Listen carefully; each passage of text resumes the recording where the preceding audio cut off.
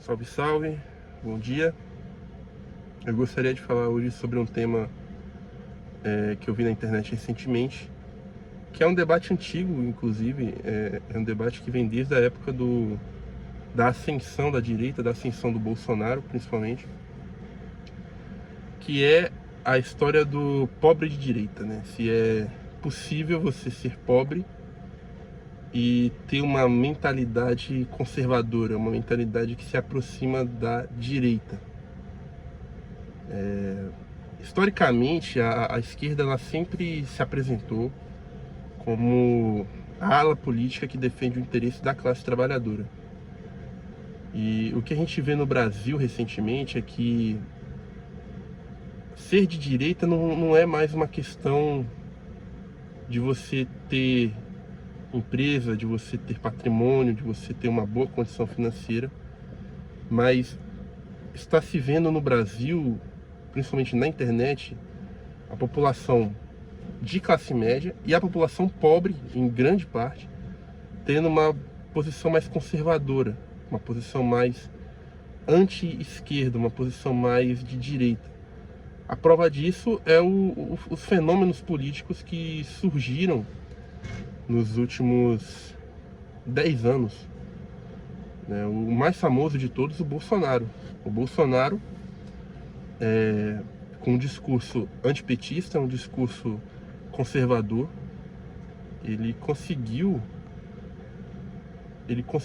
uma quantidade enorme de votos na eleição de 2018 e foi eleito presidente. Na primeira tentativa de candidatura, foi eleito presidente do Brasil. Um outro fenômeno é o Pablo Marçal, que tudo bem que ele não chegou à prefeitura de São Paulo, mas ele teve um alcance enorme nas redes sociais e chegou no terceiro lugar, né, com uma pequena diferença de votos em relação ao Guilherme Boulos. Entre outros fenômenos, como o próprio MBL. E, bom, o que se vê é que a direita cresceu muito no Brasil e também cresceu muito na população pobre brasileira. E aí a esquerda começou a se perguntar, né, o que está acontecendo, por que as pessoas da classe trabalhadora estão votando na direita, estão sendo mais conservadoras, não estão mais aceitando, não estão mais alinhadas com o discurso da esquerda, com o discurso anticapitalista, o discurso anti-mercado, anti-conservadorismo. As pessoas estão sendo mais conservadoras. Aí entra a questão do seguinte ponto. Eu vou aqui apenas deixar algumas informações, porque eu não sou especialista, eu não sou sociólogo, eu não sou filósofo, eu não tenho experiência com ciência política, né? Eu sou apenas um estudante de engenharia, sou apenas um trabalhador comum, um pequeno comerciante, um trabalhador. Mas o que a gente vê é que na classe trabalhadora e na população jovem, as pessoas perderam a confiança no discurso da esquerda, muito porque elas perderam a confiança nas instituições, né? A esquerda ela sempre se apresentou como a ala antissistema, ou seja, a ala que está contra o que o sistema propaga, o sistema capitalista, no caso. Só que esse comportamento revolucionário a gente vê hoje mais na direita. Por incrível que pareça, a direita brasileira ela tem uma postura mais contestatória, mais antissistema, mais revolucionária, entre aspas, do que a esquerda. A esquerda no Brasil, a percepção que as pessoas têm hoje é que a esquerda no Brasil, ela se vendeu ao sistema, ela faz parte do sistema político. E isso acabou afastando as pessoas, porque as pessoas hoje não confiam mais no sistema político, não confiam mais nas instituições públicas, não confiam mais no Estado. Você pega qualquer trabalhador, principalmente se ele for autônomo, se ele for informal, se ele não tiver um emprego CLT, e começa a perguntar para ele o que ele acha da política, o que ele acha da situação do país.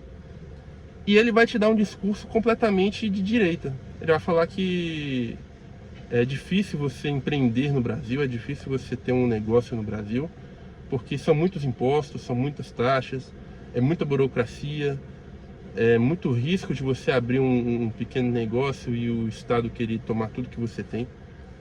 Existe uma desconfiança enorme com o Estado, né? Porque o que a gente vê é que nesses últimos anos da nova República Brasileira, o Estado brasileiro não consegue entregar para as pessoas aquilo que ele prometeu na Constituição de 88.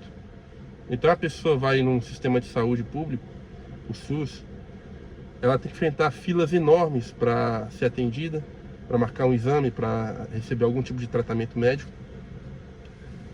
E ela acaba às vezes não conseguindo e sendo obrigada a recorrer ao sistema privado.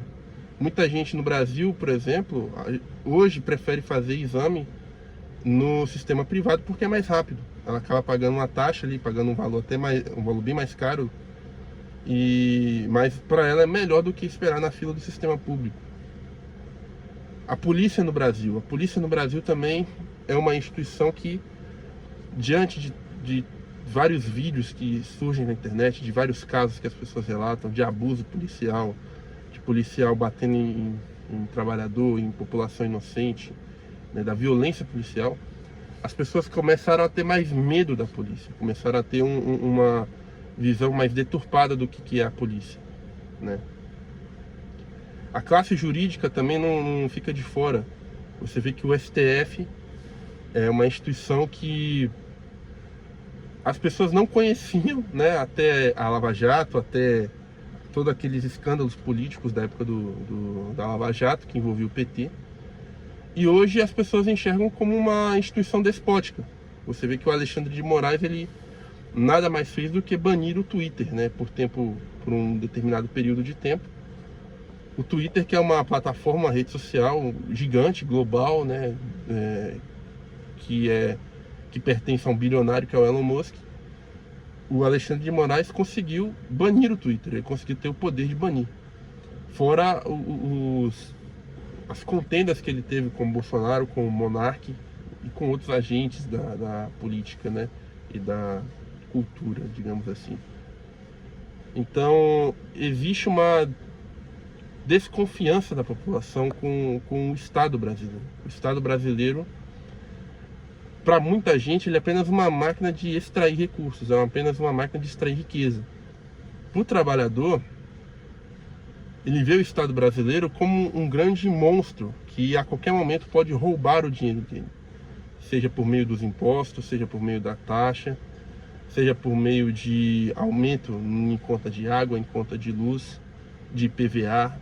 Então o cara tem um carro, e aí ele é obrigado a pagar IPVA, ele é obrigado a pagar licenciamento, um valor que é alto muitas vezes, que acaba consumindo boa parte do que ele tem. E ele não consegue ver o Estado brasileiro agindo para melhorar a situação dele, seja por meio de um investimento público em infraestrutura, na economia para gerar emprego, né?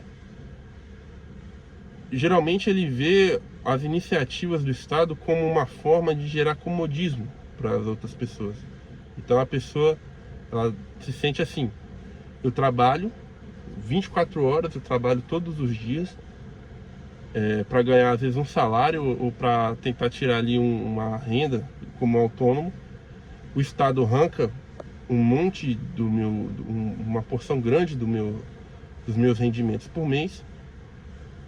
E ao invés de ele me dar saúde, segurança, infraestrutura, gerar emprego, gerar renda para as pessoas poderem gastar no meu comércio, poder movimentar a economia, ele acaba dando dinheiro de graça, entre aspas, por meio de programas como Bolsa Família, como Minha Casa Minha Vida.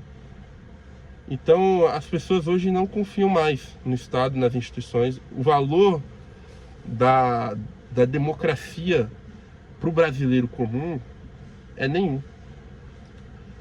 E a direita, que apresenta um discurso anti-Estado, um discurso de diminuição do Estado, um discurso de combater impostos, combater privilégio político, combater privilégios da classe jurídica, da classe artística, isso acaba chamando a atenção das pessoas.